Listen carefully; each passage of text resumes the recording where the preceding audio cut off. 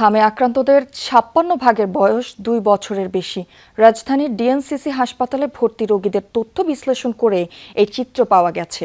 এতে প্রশ্ন উঠেছে, টিকার সংকট কি তাহলে ২ বছর বা তার আগেও ছিল, নাকি টিকা শিশুদের না দিয়েই উঠে গেছে হিসাবের খাতায়? বিষয়টি মাঠ পর্যায়ে টিকাদানে তথ্য বিভ্রাট বলে সন্দেহ করছেন বিশ্লেষকরা। হাসান মিসবার রিপোর্টে।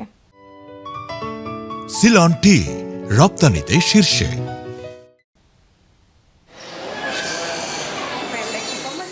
হাসপাতালের নাম ডিএনসিসি কোভিড-19, তবে এখন চিকিৎসা হয় শুধু হাম রোগীদের। এ পর্যন্ত হামের রোগী ভর্তি ৭,০০০-এর বেশি। দেশের অন্য কোনো হাসপাতালে এত রোগী ভর্তি হয়নি।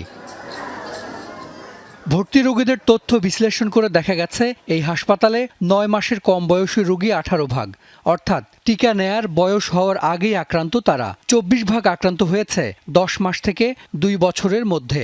২ থেকে ৫ বছর বয়সে আক্রান্ত ২০ ভাগ শিশু, ৫ থেকে ১০ বছর বয়সী ১৩ ভাগ, আর ১০ বছরের বেশি বয়সী ২৩ ভাগ। অর্থাৎ হাম রোগীদের ৫৬ ভাগের বয়স ২ বছরের বেশি। মার কাছ থেকে অ্যান্টিবডি বাচ্চারা পেটের থেকে বের হয়ে পেত বলেই কিন্তু ৯ মাস পর্যন্ত তাদের মিজলস বা হামের টিকা দেওয়া লাগে নাই। কিন্তু এখন একটা গ্রুপ এমন এসছে যে তাদের অ্যান্টিবডি হয়তো মার কাছ থেকে তারা সেরকমভাবে পায়নি, কোনো একটা কারণে। তাদের মায়ের অনেক রকমের প্রবলেম থাকতে পারে, তাদের টিকাগুলো কমপ্লিট ছিল না, তাদের ইমিউনিটি কম ছিল, ম্যালনারিশড মা ছিল।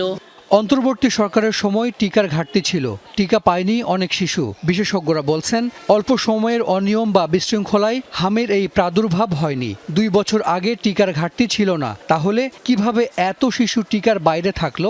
রিপোর্টিং যেটা হয়, সেই রিপোর্টিং এর ক্ষেত্রেও কিন্তু নানানটা প্রশ্নবিদ্ধ হতে পারে যে কতজনকে সত্যি সত্যি দেওয়া হয়েছে টিকা ওই সময়গুলোতে, টিকাগুলোর কোল্ড চেন কি ঠিক ছিল কিনা, এগুলো নিয়ে কিন্তু যথেষ্ট প্রশ্ন হতে পারে। এখন চেক করার কোনো উপায় নেই, কারণ এটা তো অনেক আগের কথা। কিন্তু ওই রিপোর্টগুলো তো ম্যানুয়ালি হতো, এবং ম্যানুয়ালি রিপোর্টের ক্ষেত্রে সন্দেহ আজকে থেকে না, আমাদের যে ডেটার বিভ্রান্তি বা তথ্য বিভ্রাট হতেই পারে। সুতরাং কতজনকে সত্যি সত্যি টিকা দেওয়া হয়েছিল এটা কিন্তু আমরা সত্যিকার জানি না। ৯০ ভাগ মানুষ টিকার আওতায় আসলে হার্ড ইমিউনিটি হয়। সরকারি হিসেবে টিকাদানের সফলতার হার ৯০ ভাগের বেশি। তারপরও ২ বছরের বেশি বয়সীদের আক্রান্তের কারণ স্পষ্ট নয় স্বাস্থ্য অধিদপ্তরের কাছে।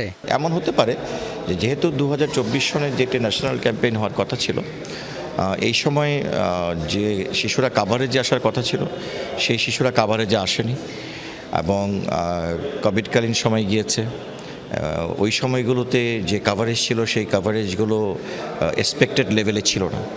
সেই সময় যারা ড্রপড আউট হয়েছে এবং ন্যাশনাল ক্যাম্পেইন ২০২৪ যখন হয়নি, সেই সময় যারা এই টিকাটি যারা ন্যাশনাল ক্যাম্পেইনের আওতায় আসার কথা ছিল, সেই সংখ্যাটি যখন আস্তে আস্তে বেড়েছে, ২৫-২৬-এ এসে এটি ফ্লেয়ার আপ করেছে।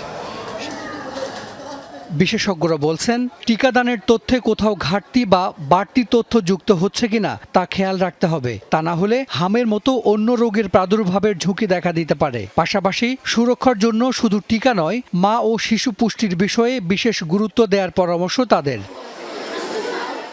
হাসান মিসবা, যমুনা নিউজ, ঢাকা।